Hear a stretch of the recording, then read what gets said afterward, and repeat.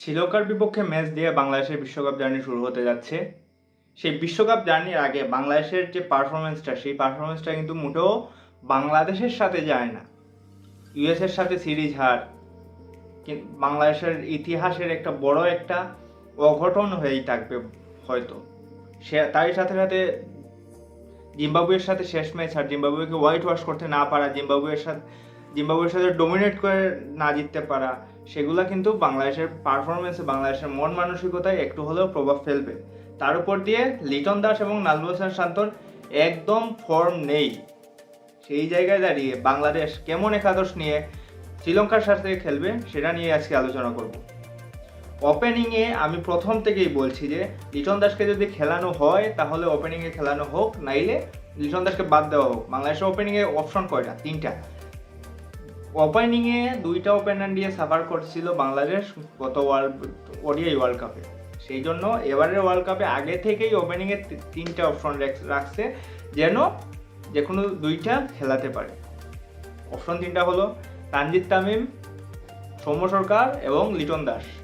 তানজিদ তামিমের জায়গাটা একদম পাকাপুক্তই বলা যায়, কারণ তানজিদ তামিম রেগুলার পারফর্ম করছেন, মোটামুটি বলা যায় তানজিদ তামিম খেলছেনই। বাকি 2জন থেকে তো একজন খেলতে হবে। এদিকে সৌম্য সরকার আবার তানজিদ তামিমের সাথে ভালো পার্টনারশিপ করতে পারেন। সম্ভবত 2টাই 100+ পার্টনারশিপ আছে সৌম্য সরকারের সাথে তানজিদ তামিমের। আবার লিটন দাসকে যেভাবেই হোক খেলাতে হবে।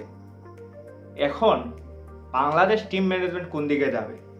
উইকেট কিপারের চিন্তা করলে লিটন দাসকে অবশ্যই খেলাতে হবে। জাকের আলী অনিকের উইকেট কিপিং পারফরমেন্স মোটেও আন্তর্জাতিক উইকেট কিপিং পারফরমেন্সের মতো না, মানে আরও ইমপ্রুভমেন্টের দরকার আছে। সেই জন্য আমার মনে হচ্ছে শেষ পর্যন্ত সৌম্য সরকার এখানে সাফার করতে হবে। লিটন দাস এবং তানজিদ হাসান তামিম ওপেনিং করবেন। তিনে যথারীতি শান্ত থাকবেন, যতই ফর্ম নিয়ে কথা হোক না কেন। বিশ্বকাপে অন্তত এই পজিশন উলটপালট না করে সেম পজিশনে সবাইকে খেলানো হোক, সেটাই চাওয়া। 4-5 তাওহিদ হৃদয় অথবা সাকিব উলটপালট হয়ে আসতে পারেন, নো প্রবলেম।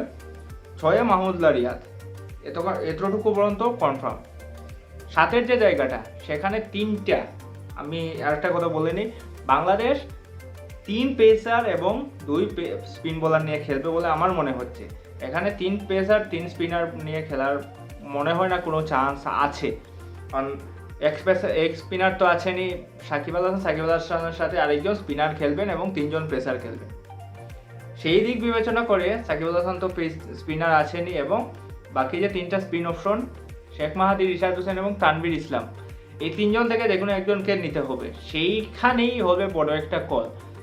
সেইখানে হাতুড় কল হতে পারে রিশাদকে নিয়ে, বাকি সবারই হতে পারে শেখ মাহাদিকে নিয়ে। কিন্তু শেষ পর্যন্ত আমার মনে হচ্ছে সাকিবের সাথে যে স্পিন বোলিংয়ের যে একটা কম্বো, সেখানে রিশাদ হোসেনই চলে যাবেন। আমার মনে হচ্ছে রিশাদ হোসেনই ফার্স্ট 11-এ থাকবেন। তারপর আমি যার নাম বলবো তার সাথে অনেকেরই মতের দ্বিমত থাকতে পারে, জাকের আলী অনিকের রিসেন্ট টাইম পারফরমেন্স খুব একটা ভালো না, উইকেট কিপিংও খুব ভালো করছেন না, এবং সেই শ্রীলঙ্কার সাথে যে ম্যাচটা, সেই ম্যাচের পর উনি আর তেমনভাবে জ্বলে উঠতে পারেননি। এই ম্যাচ আবার শ্রীলঙ্কার সাথে, সেই বিবেচনা করেই আমি আবার জাকের আলী অনিককে এই শ্রীলঙ্কার বিপক্ষে ওয়ার্ল্ড কাপের ম্যাচে ফার্স্ট 11-এ আমি রাখছি। তারপর বোলিং 3জন পেসার। দেখেন বাংলাদেশের স্কোয়াড বর্তমানে আমাদের কাছে দাঁড়াচ্ছে 13 জনের স্কোয়াড। সেই দিক বিবেচনা করলে বর্তমানে পেসার শুধু আছেন তানজিম সাকিব এবং মুস্তাফিজুর রহমান।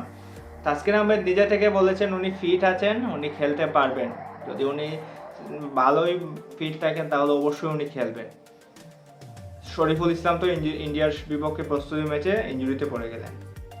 তাসকিন আহমেদ যদি খেলেন তাহলে তাসকিন আহমেদ, তানজিম সাকিব এবং মুস্তাফিজি খেলবেন, এখানে তো আর কোনো অপশন নেই। যদি বাই এনি চান্স সেখানে তাসকিন আহমেদ যদি না খেলতে পারেন, তাহলে কিন্তু সেখানে দরজাটা খুলে যেতে পারে শেখ মাহাদির।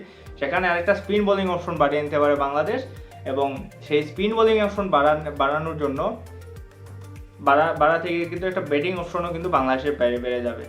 এখন তাসকিনের উপর ডিপেন্ড করে, কারণ তাসকিনকে বাদ দিয়ে তো, তাসকিন যদি ফিট থাকেন তাহলে তো তাসকিনকে বাদ দিয়ে একাদশ হবে না। আর আসলে তাসকিন বর্তমানে বাংলাদেশের পেস ইউনিটকে লিড করছেন।